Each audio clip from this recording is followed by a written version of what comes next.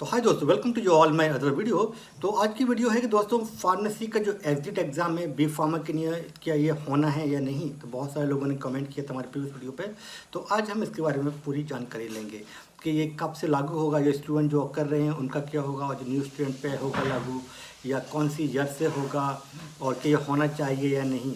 तो फार्मेसी जो exit exam है मेरे हिसाब से ये होना चाहिए, डेफिनेटली होना चाहिए, क्योंकि इससे क्या होता है कि जो फार्मेसी की जो दुर्दशा है आज की डेट में इंडिया में वो इम्प्रूव करेगी, और जो लोग मेहनत से पढ़ रहे हैं उनका फ्यूचर, उनका जो भविष्य अच्छा होगा। क्योंकि बहुत सारे टाइम्स में ये देखा जा रहा है कि इंडिया के अंदर बहुत सारे जो कॉलेज हैं, प्राइवेट कॉलेज हैं, वो डिग्रियां बांट रहे हैं नॉन अटेंडिंग। आपने देखा होगा आपके क्लास में, अगर आप किसी गवर्नमेंट कॉलेज में नहीं है, अगर आप किसी प्राइवेट यूनिवर्सिटी में हैं या प्राइवेट कॉलेज में, तो बहुत सारे बच्चे आते ही नहीं हैं। वो सिर्फ आपको एग्ज़ाम के टाइम पर दिखाई देते होंगे, आपके जो क्लासमेट्स होंगे ना। तो ऐसे लोग जो है ये लाइक डिग्रियाँ को बाय कर रहे हैं फार्मेसी के अंदर, और ये PCI को ये बात मालूम है।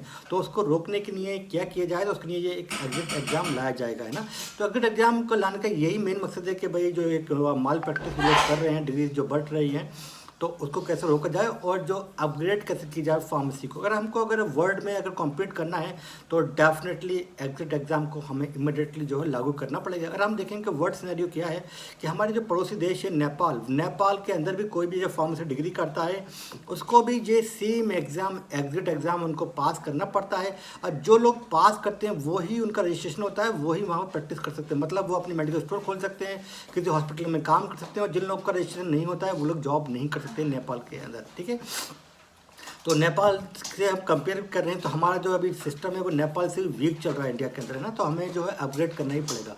तो अगर आप थोड़ा सा और इंटरनेशनली मैं आपको बताऊं, जैसे कि अगर आपको ऑस्ट्रेलिया में फार्मासिस्ट बनना है तो आपको 5 से 6 साल लग जाते हैं यहाँ फार्मासिस्ट बनने में।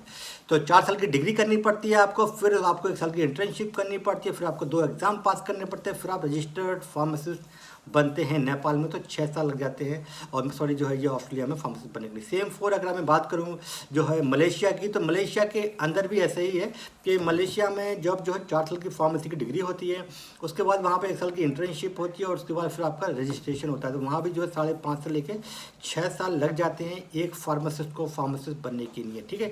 अब दीदी देखो अगर हम बात करें कि इंडिया के अंदर क्या चला, इंडिया में कोई भी डिप्लोमा कर ले रहा है 2 साल का, वो भी नॉन अटेंडिंग, या कोई बी फार्मा कर ले रहा है नॉन अटेंडिंग, और फिर वो फार्मासिस्ट बन जा रहा है, तो उसको रोकने के लिए, उसकी जो माल प्रैक्टिस को रोकने के लिए ये करना जरूरी है कि अगर हमें कॉम्पीट करना है वर्ल्ड वाइड तो ये बहुत ज़रूरी है।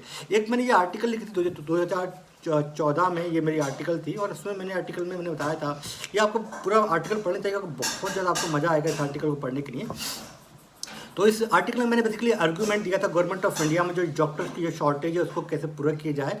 तो मैंने बताया था कि जो लोग फार्मडी किए हैं या बी फार्म किए हैं उनको जो है 1 साल की ट्रेनिंग के बाद उनका एक एग्ज़ाम लेना चाहिए, और जो लोग एग्ज़ाम पास करते हैं तो उनको जो रूरल एरिया में प्रैक्टिस करने का लाइसेंस दे देना चाहिए। तो ये मैंने एग्रीमेंट किया था पूरे वर्ल्ड के हिसाब से कि कौन कौन सी कंट्री के क्या रेगुलेशन है, कहाँ कहाँ पर ये प्रैक्टिस हो रही है, तो इंडिया में भी इसको कर देना चाहिए, है ना। तो वहीं से ये बात लागू हो रही है कि जो है एग्जिट एग्ज़ाम यहाँ पर होना चाहिए। हमने 2014 में बात कही थी, अभी हम 2022 में हैं, तो अभी PCI में बहुत सारे चेंजेस भी हुए हैं, तो वहाँ पर ये बात हो रही है। तो अभी ये जो एग्जिट एग्ज़ाम है अभी लागू नहीं हुआ है, ये जस्ट अभी जो है कमेटी डिसाइड कर रही है कि अभी क्या किया जाए, कि एग्जिट एग्ज़ाम लागू किया जाए या नहीं। तो आप डेफिनेटली मान के चलिए आज नहीं तो कल ये एग्ज़ाम लागू होना ही है, और आपको एग्जिट एग्ज़ाम देना ही पड़ेगा अगर आप फार्मासिस्ट बनना चाहते हैं इंडिया के अंदर। अब बात यह है कि जो लोग स्टूडेंट कर रहे हैं उन पे या न्यू स्टूडेंट पे ये लागू होगा। तो मेरे हिसाब से ये न्यू स्टूडेंट जो है न्यू एडमिशन्स लेंगे उनके ऊपर ये लागू होना चाहिए, क्योंकि उनको जब वो एडमिशन लेंगे तो उनको मालूम होगा कि भाई ये कोर्स करने के बाद उनको एक एंट्रेंस एग्ज़ाम भी पास करनी पड़ेगी। एंट्रेंस एग्ज़ाम नहीं, मतलब एग्जिट एग्ज़ाम उनको पास करनी पड़ेगी, उसके बाद ही उनका रजिस्ट्रेशन होगा। और उन्होंने एग्ज़ाम पास नहीं किया तो उनका रजिस्ट्रेशन नहीं हो सकता है, और वो प्रैक्टिस नहीं कर सकते, मतलब उनको कोई भी गवर्नमेंट जॉब नहीं मिलेगी, ना ही वो अपना मेडिकल स्टोर ओपन कर सकते हैं ना। तो जो स्टूडेंट्स हैं उनके ऊपर ये लागू नहीं होना चाहिए, पर PCI ये भी कर सकती है जो ऑलरेडी स्टूडेंट्स हैं, जो स्टूडेंट स्टडी कर रहे हैं, कि उनको ऊपर भी ये लागू कर दे। तो अगर उनको लागू करते हैं तो बहुत सारे लोगों को जो है खुशी होगी। जो लोग मेहनत से पढ़ रहे हैं उनको तो डेफिनेटली कोई प्रॉब्लम नहीं है, और जो लोग डिग्री बाय करना चाहते हैं कि अटेंड नहीं करते हैं कॉलेज, वो जस्ट डिग्री ले रहे हैं, तो ऐसे लोगों को ये दिक्कत रहेगी। तो अगर आप मेहनत से पढ़ते हैं तो आपको तो कोई दिक्कत होनी चाहिए, कोई भी आपको खुश होना चाहिए। बेसिकली ये एग्जिट एग्ज़ाम आ रहा है आपके लिए, है ना। और तो इससे क्या है कि फ्यूचर में जो है फार्मेसी का जो भविष्य है वो इंडिया में सुधरेगा। और उसकी बेस पे क्या है, इस एग्ज़ाम को आप हम एक तरह से प्रिपरेशन मानिए कि आप इस एग्ज़ाम में पास करने के बाद आप ऑस्ट्रेलिया ईजिली आ सकते, क्योंकि आपको कैप्स एग्ज़ाम पास करने में बहुत ज़्यादा ईजी हो जाएगा। तो मेरे हिसाब से तो अगर आप ऑस्ट्रेलिया आ रहे हैं तो आपके लिए बहुत ही गोल्डन चांस रहेगा कि भाई आप पहले प्रैक्टिस कर लीजिए एग्जिट एग्ज़ाम से, फिर आप ऑस्ट्रेलिया का कैप लिख दीजिए, आप ऑस्ट्रेलिया में यहाँ पे आ सकते हैं। तो हम एकेडमिकली पर आपकी पूरी हेल्प करते हैं A to Z, यहाँ ऑस्ट्रेलिया में आने तक, जॉब तक, वीज़ा तक, एग्ज़ाम पास कराने तक। आप हमारे एकेडमिक काउंसलर से बात कीजिए हमारे इस व्हाट्सएप नंबर पर। अगर आप ऑलरेडी फार्मासिस्ट हैं, अगर आपने फार्मेसी कर लिया है, या अगर आपको कोई भी एडमिशन चाहिए ऑस्ट्रेलिया में, आपको कोई स्टडी करनी है, तो अभी हम आपको बताएंगे कि कौन सा कोर्स आपके लिए बेटर रहेगा। तो एग्जिट एग्जाम तो दोस्तों होना ही है, होने दीजिए, ज़्यादा रोड़ा मत अटकाइए।